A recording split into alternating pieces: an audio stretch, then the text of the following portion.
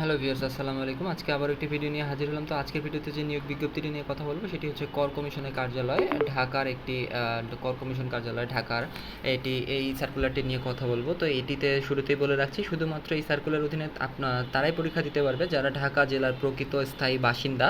শুধুমাত্র তারাই এই পোস্টটিতে বা পদগুলোতে এই নিয়োগ বিজ্ঞপ্তিটিতে আবেদন করতে পারবেন। তো ভিউয়ার্স, কথা না বাড়িয়ে চলুন ভিডিওটি শুরু করা যাক। তো শুরুতে যে গ্রেডটি রয়েছে বা পোস্টটি রয়েছে সেটি হচ্ছে কম্পিউটার অপারেটর 13 গ্রেড। এটির বেতন স্কেল হচ্ছে 11,000 থেকে 26,000 পর্যন্ত এবং শিক্ষাগত যোগ্যতা চাওয়া হয়েছে যে কোনো স্বীকৃত বিশ্ববিদ্যালয় হতে বিজ্ঞান বিভাগ থেকে স্নাতক সমমানের ডিগ্রি এবং কম্পিউটার মুদ্রাক্ষরে প্রতি মিনিটে বাংলা 25 এবং ইংরেজিতে 30 শব্দের গতিসহ সংশ্লিষ্ট বিষয়ে স্ট্যান্ডার্ড অ্যাটিটিউড টেস্ট উত্তীর্ণ হতে হবে এবং এর পদ সংখ্যা রয়েছে একটি। এবং পরবর্তী যে পোস্টটি রয়েছে সেটি হচ্ছে ব্যক্তিগত সহকারী। এটিও 13 গ্রেডের একটি পোস্ট এবং এক্ষেত্রে শিক্ষাগত যোগ্যতা চাওয়া হয়েছে যে কোনো স্বীকৃত বিশ্ববিদ্যালয় হতে যে কোনো বিষয়ে অনন্য দ্বিতীয় শ্রেণী সমমানের সিজিপিএ সহ স্নাতক এবং সমমানের ডিগ্রি। পরবর্তী যে ক্রাইটেরিয়া চাওয়া হয়েছে সেটি হচ্ছে ষাটলিপি।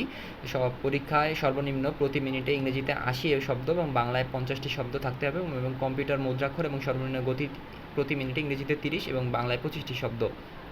এছাড়াও কম্পিউটারের word processing, email, fax machine ইত্যাদি চালনায় দক্ষতা এবং অভিজ্ঞতা থাকতে হবে। এবং পরবর্তী যে গ্রেডটি রয়েছে সেটি হচ্ছে 13 গ্রেডের একটি পোস্ট এবং এটির নাম হচ্ছে প্রধান সহকারী এবং এটিতে যে পদ সংখ্যা রয়েছে 10টি এবং এটিতে যে শিক্ষাগত যোগ্যতা চাওয়া হয়েছে তা যে কোনো স্বীকৃত বিশ্ববিদ্যালয় হতে অনন্য দ্বিতীয় শ্রেণীর সমমানের সিজিপিএ সহ স্নাতক বা সমমানের ডিগ্রি এবং এটির ক্ষেত্রেও কম্পিউটার টেস্টের যেটি রেজাল্ট চাওয়া হয়েছে বাংলার ক্ষেত্রে 25টি এবং ইংরেজির ক্ষেত্রে 30টি শব্দ প্রতি মিনিটে।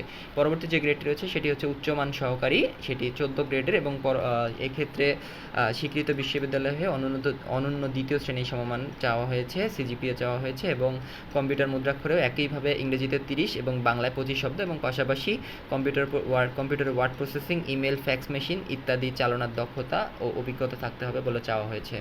পরবর্তী যে পোস্টটি রয়েছে ষাট মুদ্রাক্ষরিক কাম কম্পিউটার অপারেটর, এটির গ্রেড হচ্ছে 14 গ্রেড এবং পদ সংখ্যা রয়েছে 9টি এবং এক্ষেত্রে শিক্ষাগত যোগ্যতা চাওয়া হয়েছে যে কোনো স্বীকৃত বিশ্ববিদ্যালয় হতে যে কোনো বিষয়ে অনন্য দ্বিতীয় শ্রেণীর সমমানের সিজিপিএ সহ ডিগ্রি এবং পাশাপাশি পূর্বের ন্যায় ষাটলিপিতে পরীক্ষায় সর্বনিম্ন গতি থাকতে হবে 70 এবং বাংলায় 45 এবং কম্পিউটার পরিচালনায় দক্ষতা থাকতে হবে ইংরেজিতে 30টি শব্দ এবং বাংলায় 25টি শব্দ এবং word processing, email, fax machine ইত্যাদি চালানোর দক্ষতা এবং অভিজ্ঞতা থাকতে হবে।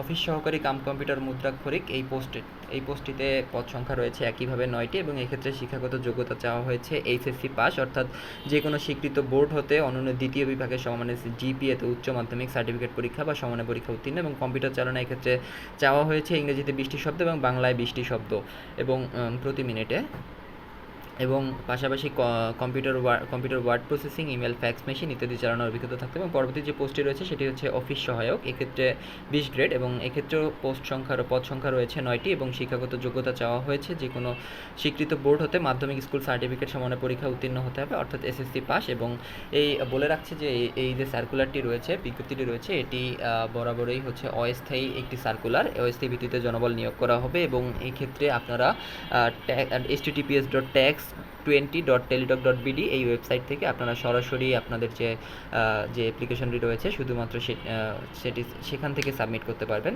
এই ছিল আজকের ভিডিওটি। এইরকম আরও ভিডিও পেতে অবশ্যই চ্যানেলটিকে সাবস্ক্রাইব করে পাশেই থাকুন।